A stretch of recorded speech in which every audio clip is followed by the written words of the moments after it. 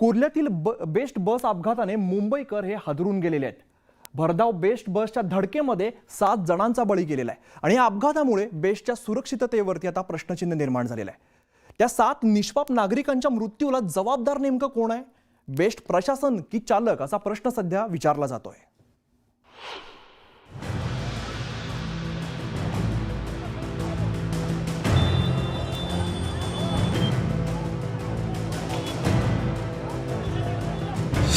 तारीख 9 डिसेंबर 2024, वार सोमवार, वेळ रात्री 9:50 सोमवारी रात्री बस क्रमांक 332 कुर्ल्याहून अंधेरीच्या दिशेने निघाली। ही बस कुर्ल्यातल्या LBS मार्गावर आली। त्यावेळी या रस्त्यावर वाहनांची नेहमीप्रमाणे गर्दी होती, तर ही बस भरधाव वेगाने धावत होती।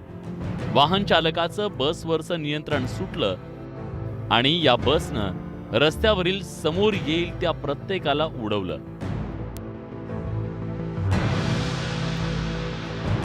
त्यावेळी कोणी रस्त्यानं जात होतं, तर कोणी रस्त्याच्या कडेला वाहन उभं केलं होतं। कुणाला काही कळायच्या आत या भरधाव बसनं एकाच वेळी रस्त्यावर 10 ते 15 वाहनांना जोरदार धडक दिली। टैक्सी में बैठा था तो सडनली बस अनकंट्रोल होके वो आके उड़ाते चले गए। बस वाले ने उड़ाते चले गया, किसको संभलने का मौका मिला ही नहीं। 70 की स्पीड में थी कम से कम बस। वहाँ से उड़ाते हुए कम से कम एक औरत वहाँ पे हॉस्पिटल के पास बॉडी अलग हो गई पूरी। वहाँ पे यहाँ पे बच्चा मरा, एक औरत का यहाँ पे पूरा। हाँ, मार्केट में भी हुआ। यहाँ पे अपना अहमद क्लासेस है ना, वहाँ पे भी एक भाई औरत को पूरा डर पड़ गया भाई। हा अपघात इतका भीषण होता की त्या बसनं जवळपास 300 ते 400 मीटर पर्यंत वाहनांचा अक्षरशः चुराडा केला। तसंच रस्त्यावरून जाणारे अनेक जण बस खाली चिरडले गेले। हमारी दुकान की सीसीटीवी में कुछ सेकंड का वीडियो है, 1-2 सेकंड का वीडियो है दुकान के सामने से गुजरते हुए। अभी हम लोग ने देखे तो ट्रेन की स्पीड से गुजरा है वो, धूल उड़ाते हुए। तो ब्रेक फेल में इतना स्पीड नहीं होती है गाड़ी की, वो तकरीबन 90-100 की स्पीड से गुजरा है। और उसको लगा था कि मैं निकल जाऊंगा, और फिर जब उसको यहाँ पर ट्रैफिक दिखी आगे तो उसने यहाँ बस घुसा दी। या भीषण अपघातानंतर पोलिसांनी बस चालक संजय मोरेला अटक केली।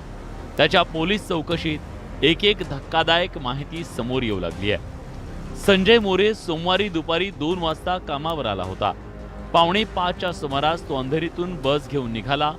रात्री 8:45च्या सुमारास तो बस परत घेऊन परतला होता। 1 तास संजय मोरेनं आराम केला। त्यानंतर 9:10च्या सुमाराला तो कुर्ला डेपोतून बस घेऊन बाहेर पडला, पण काही अंतर पुढे गेल्यानंतर त्याचं बसवरचं नियंत्रण सुटलं आणि हा भीषण अपघात झाला। सर्व नियम हे कॉन्ट्रॅक्टर्स जेवढे आहेत, 4-5 कॉन्ट्रॅक्टर्स दिलेले आहेत, ते सर्वजण प्रत्येक नियम धाब्यावर ठेवतात। सर्व काही रूल्स आहेत, BSTचे आहेत, मोटर वर्कर ट्रान्सपोर्ट ऍक्टचे आहेत। कोणतेही नियम पाळले जात नाही, गाड्यांचं मेंटेनन्स केलं जात नाही, ड्रायव्हर्सची ट्रेनिंग केली जात नाही आणि अशा परिस्थितीमध्ये मुंबईकर जनतेचा जीव हा धोक्यात टाकताय। या बस अपघातामुळे अनेक प्रश्न निर्माण झाले। Bureau report, news 18 Lokmat. तर कुर्ला किलिंग बस प्रकरणात आता मोठी अपडेट समोर आलेली आहे। कोर्टाने आरोपी संजय मोरेला 21 डिसेंबर पर्यंत आता कोठडी सुनावलेली आहे। कुर्ला बस अपघात प्रकरणामध्ये आतापर्यंत 7 जणांचा मृत्यू झालाय, तर 33 जण यामध्ये जखमी झालेले आहेत। या घटनेनंतर स्थानिक मोठ्या प्रमाणात आक्रमक झाले होते। घटनास्थळी काही जणांनी ड्रायव्हर संजय मोरेला पकडून मारहाण सुद्धा केलेली आहे। दरम्यान मोरेला आज कोर्टासमोर हजर करण्यात आलं। यावेळेला कोर्टाबाहेर कुठलाही अनुचित प्रकार घडू नये यासाठी पोलिसांकडून विशेष खबरदारी सुद्धा घेण्यात आलेली होती। विशेष म्हणजे पोलिसांनी घटनेचं गांभीर्य लक्षात घेत आरोपी संजय मोरेला टॅक्सीमधून कोर्टापर्यंत आणलेला आहे।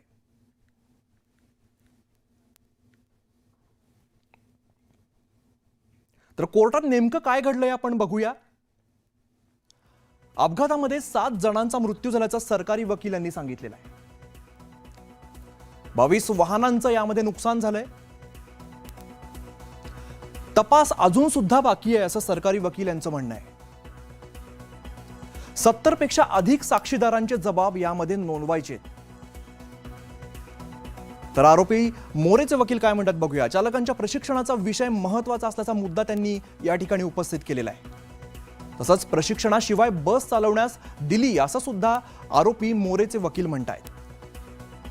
तर मोरेची वैद्यकीय तपासणी केल्याचं सुद्धा त्यांनी स्पष्ट केलेलं आहे.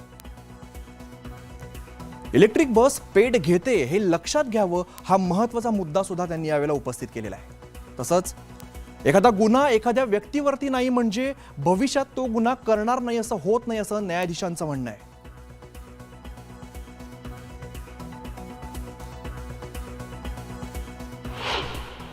पोलिसांनी पोलीस कोठडीची मागणी केली होती.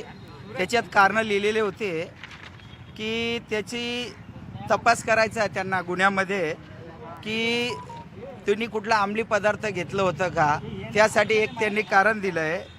दुसरं, ह्या कटात कोणी सहभागी आहे का ह्या संदर्भातली त्यांनी मागणी केली होती. पण कोर्टाला आम्ही ह्या संदर्भातली माहिती दिली. कालपासून तो पोलिसांच्या ताब्यात होता. पोलिसांच्या ताब्यात असल्यामुळे की त्याची काल वैद्यकीय तपासणी केलेली आहे, पण त्याची अजून करायची ह्या संदर्भातला रिमांड ॲप्लिकेशनमध्ये कुठे नमूद नव्हतं. तर कुर्ल्यामध्ये झालेल्या बेस्ट बसच्या अपघातामध्ये 18 वर्षाच्या शिवम कश्यपचा सुद्धा मृत्यू झालेला आहे. भूक लागली म्हणून काहीतरी खाण्यासाठी तो घराबाहेर पडला होता आणि थोड्या वेळाने जोरात आवाज झाला आणि त्याचे वडील काय झालं हे बघायला बाहेर आले. बसचा अपघात झालेला होता. लोकांच्या मदतीसाठी ते स्वतः धावलेले आहेत. कार खाली अडकलेल्या लोकांना ते बाहेर काढत असतानाच त्यांना स्वतःचा मुलगा बेशुद्धावस्थेत आढळलेला आहे. त्यांनी लगेचच त्याला रुग्णालयात दाखल केलं, पण त्याचा मृत्यू झालेला होता. मुलाच्या मृत्यूनंतर संपूर्ण कश्यप कुटुंब हे धक्क्यामध्ये आहे. त्याच्या वडिलांना बोलताना शब्द सुद्धा सुचत नव्हते.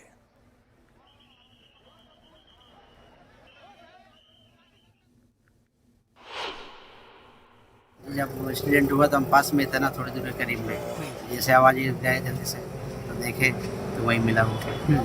किस हालत में मिला कि आपको पता था कि आपके बच्चा भी उसके एक्सीडेंट की चपेट में आ गया? कब मालूम पड़ा आपको? बेहोशी की हालत में था वो।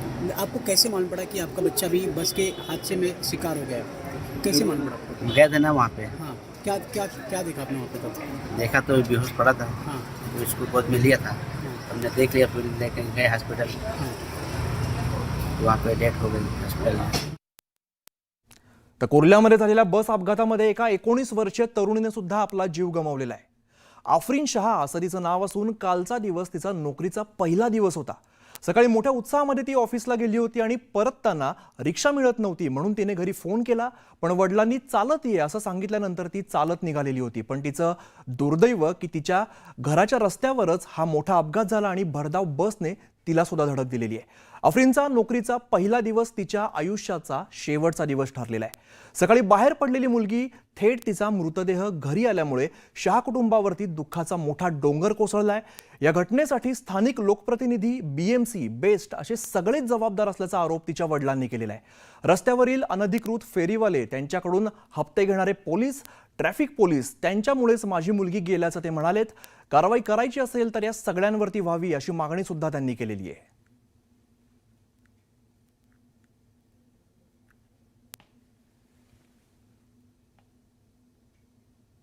के ऊपर बैठ के कब्जा करके बैठे हैं। कुर्ला स्टेशन से लेके कुर्ला डिपो तक कहीं पर आपको 2 फुट चलने की जगह नहीं है। आप कहाँ जाओगे? इसमें सब जिम्मेदार है। आज 15-15, 20-20 साल से एमएलए हैं या आमदार हैं या नगर सेवक है। आज जब हमारे बच्चे मर गए तब वो आए अपनी टीआरपी बढ़ाने। अब हमको झूठी ना, तो ये हादसा ये इससे बची हो शायद जनप्रति।